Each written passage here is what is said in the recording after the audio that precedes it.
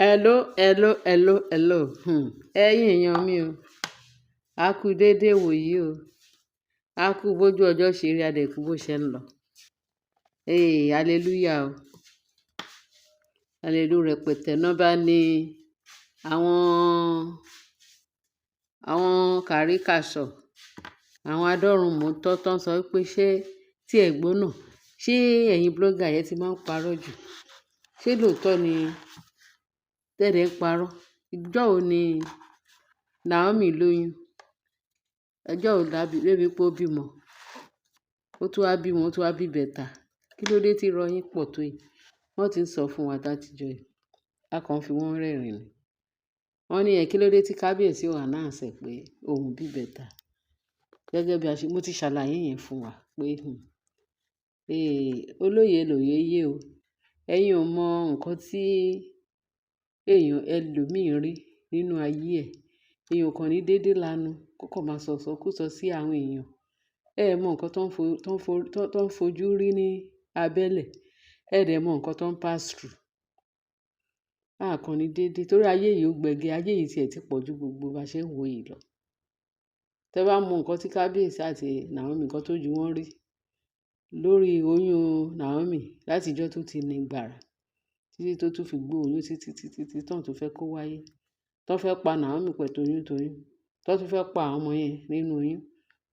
Tán tún lọ dúró dè níjọ́ ìbímọ. Kì í ṣe kékeré o.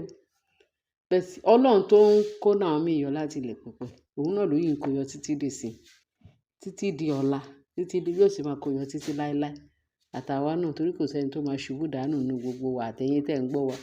Àtàwa tá à ń sọ fún wa. Bẹ́ẹ̀ ni, kì í máa ṣe kékeré. Torí ẹ̀, Queen Naomi yẹn, ẹni tọ́lọ́run ti dá ni. Kò sí nǹkan tó lè yiri ẹ̀ wò láti má gbáyé àti láti má yẹ káwọn ọmọ ẹ̀ náà gbáyé. Ká má ì tí sọ tàwọn ìbẹta. Ṣé ẹ mọ̀ pé mo máa ń sọ gbogbo ìgbà pé àwọn ìbẹta yìí màlékà ni wọ́n o. Ẹ ì tí dá wọn, ẹ ì tí mọ nǹkan kan. Tí èèyàn bá porí wọn níbi, àfàìmọ̀ k'Olúwa má lọ ṣubú dànù. K'Olúwa má lọ kó má lọ gba kú oníkúkú. Níbi tán ti ń tojú bọlé onílé, tán ti ń sọ pé ọlọ́lá náà ẹlòmíì ló máa nájú sí, ló máa nọrùn sí.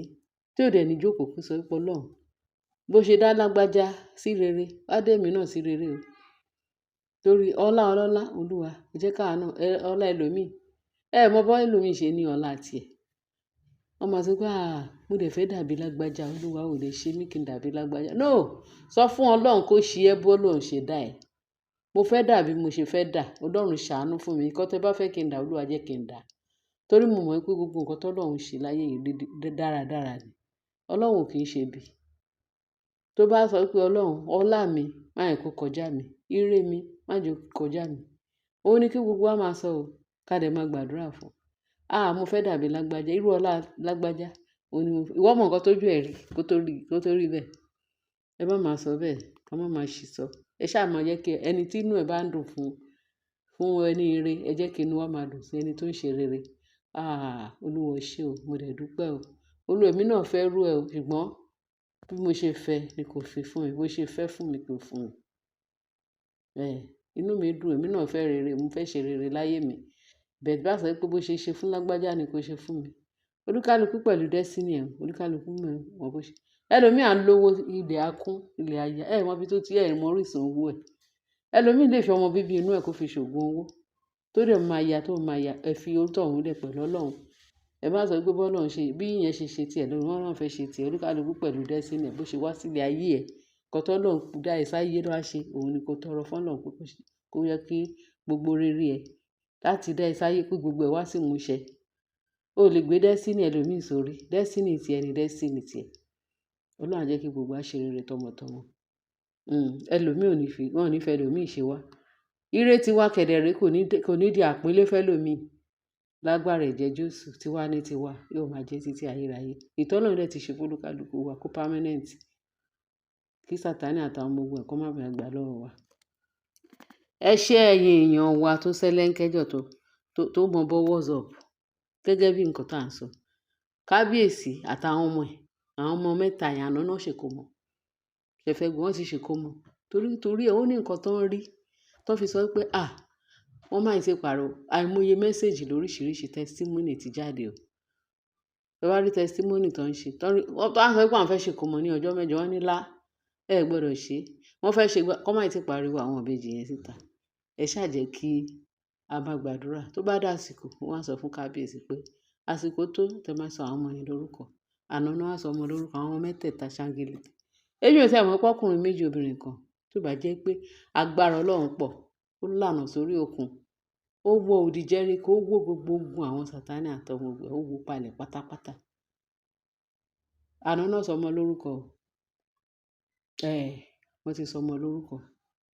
Wọ́n ní orúkọ ọkùnrin tàkọ́kọ́ bẹ́ẹ̀ ni ìyẹn ṣé Táyé Kẹ́hìn Ìdòwú Àlàbá kẹ́nìkan bẹ́ẹ̀ tí àwọn ilé mẹ́ta orúkọ tó ń jẹ́ ẹ jẹ́ ń pè fún wa. Wọ́n ní Prince Tolúwanimí bẹ́ẹ̀ ni Tolúwanimí Prince Tolú tẹ́ bá fẹ́ pé Prince Tolú á tó lórúkọ á gbó á tọ́ á ṣe nǹkan tẹ́gbẹ́ ẹ̀ wá ṣe láyé nǹkan tó wá ṣe tọ́lọ́run dá sílé ayé wá ṣe ó máa ṣe lágbára Kristi. Ẹni orúkọ ẹ̀yìn wọn máa gbọ́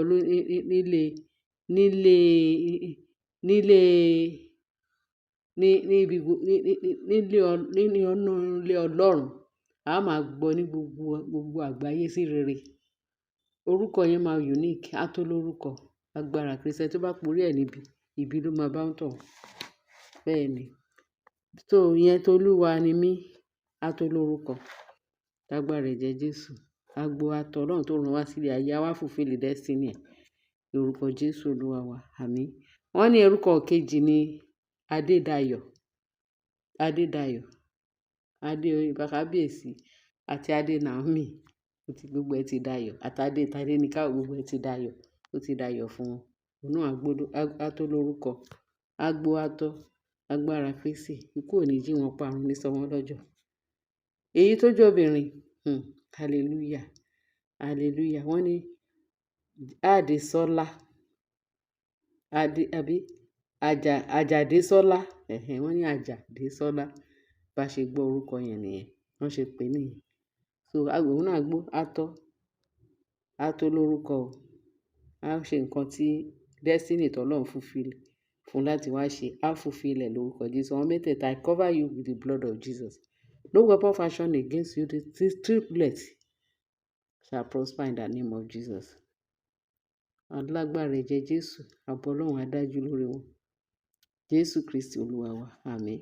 Bẹ́ẹ̀ ni ìgbà tí Ọlọ́run tó ti sanction wọn pé kán lọ sọ àwọn ọmọ yẹn lórúkọ lágbára ẹ̀jẹ̀ Jésù ikú ò ní jí wọn parun ní sọ wọ́n lọ́jọ́.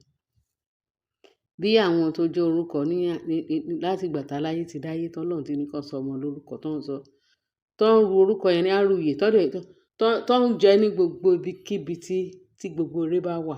Wọn ò ní jẹ nílé ẹjọ́ wọn ò ní jẹ nílé hospital wọn ò ní jẹ nílé àrùn wọn ò ní jẹ níbi tí ìṣòro bá wà nǹkan gidi náà máa ibi tó ti ń ṣe nǹkan rẹ̀ lórúkọ wọn máa rí ní orúkọ Jésù Olúwa wa. So orúkọ tó ní kan tọ́lọ́run ní kan sọ àwọn ọmọ yẹn wọ́n dẹ̀ ti sọ wọ́n máa gbó wọn á tọ́ lágbára Kristi ojú á ti Sátánì ẹni bá porúkọ àwọn ọmọ yẹn níbi ó kó òun àtọlọ́run kò tí wọ́n tiẹ̀ lè rí pé ibi tó ti ń porúkọ wọn níbikíbi tó bá ti ń porúkọ wọn níbi bí tó bá porúkọ wọn níbi àwọn náà wọn máa dáhùn ibi yẹn máa bá wọn ní àwọn oníṣẹ́ ibi. Wọ́n nítorí ẹ̀ pé ó ti tó àsìkò tí kábíyèsí wọ́n ní kí kábíyèsí àti Naomi kan sọ ọmọ lórúkọ àná náà ti sọ ó dín ní àwọn mẹ́ta ṣàǹgìrìtì. Wọ́n ní àwọn kí ló ń jẹ́ àwọn elders àti gbogbo àwọn olóyè ní àfi pé àbí irú ọmọ wo náà bí báyìí tí kábíyèsí ò tiẹ̀ jẹ́ kí wọ́n tiẹ̀ gbọ́ ó tiẹ̀ jẹ́ kí wọ́n ṣe wọn sọ ọmọ lórúkọ wọn ṣe kíní ẹ̀ o àgbòyé ìṣílẹ̀ yìí ń jẹ lọ́bẹ̀ wọn ò ní jẹ́ kẹ́ gbọ́ wa ṣẹ́yìn mọ nǹkan tí Ọlọ́run tó ń bá wọn sọ lórí àwọn ọmọ yẹn wọn ò ní gbé jáde bẹ̀sí ń sìn yìí tọ́lọ́run ti sọ pé ó ti yá náà ni Ọlọ́run á bá wọn wò wọ́n á wò wọ́n pọ̀ á wo tàwa náà àtẹ̀yìntẹ̀ ń gbọ́ wa á wo tiwa náà sí rere á wo àwọn ọmọ wa láyé àtàlàáfíà Ọlọ́run máa bá wò wọ́n yè lórúkọ Jésù. Bẹ́ẹ̀ ni so mo láti ní kí n wá sọ fún wa pé wọ́n ti sọ ọmọ yẹn lórúkọ o àwọn ọmọ yẹn wọ́n ti sọ wọ́n lórúkọ o ògo ti ṣẹ́ o ogun tọ́lọ́run dẹ̀ ti ṣẹ́ fún wọn kò ní gbérí mọ́ torí ẹ mọ nǹkan tó àwọn ọmọ yẹn là kọjá láti inú ẹ̀jẹ̀ làwọn yẹn ti ń jagun ọlọ́run dẹ̀ jẹ́ ogun yẹn lágbára ẹ̀jẹ̀ Jésù ogun tọ́lọ́run ti ṣẹ́ fún wọn kò ní gbérí tó ti ṣẹ́ fún Naomi kò ní gbérí ogun tọ́lọ́run ti ṣẹ́ fún kábíyèsí kò ní gbérí ogun tọ́lọ́run ti ṣẹ́ fún Tádéníkàwò kò ní gbérí lágbára ẹ̀jẹ̀ Jésù àwọn ọmọ yẹn yóò yè pèrègèdè bẹ́ẹ̀ ni lórúkọ tí bàbá àti tí ọmọ àti tí ẹ̀mí wọn ní kí n sọ fún wa pé àwọn ọmọ ìbẹ́ta ti gborúkọ lánàá wọ́n ti sọ wọ́n lórúkọ we sanctify the name with the blood of Jesus for in Jesus mighty name we are praying ẹ̀yin èèyàn wa ẹ bá wa share ẹ bá wa like kẹ́kẹ́ ẹ bá wa subscribe inú mi dùn torí inú mi máa ń dùn sí nǹkan rẹ̀ ibi tó bá ti ń ṣe nǹkan rẹ̀ lèmi máa ń péjú síbẹ̀ èmi sì mi náà máa ń lọ tọkàn mi náà máa yọ̀ mọ́ wọn torí èmi náà fẹ́ ríre gbà ẹni bá fẹ́ ríre kó yọ̀ fún ní rẹ̀ bẹ́ẹ̀ ni ẹ ṣégun ẹ̀yin èèyàn ẹ bá share ẹ bá like kẹ́kẹ́ ẹ bá subscribe Jésù Olúwa wa amen.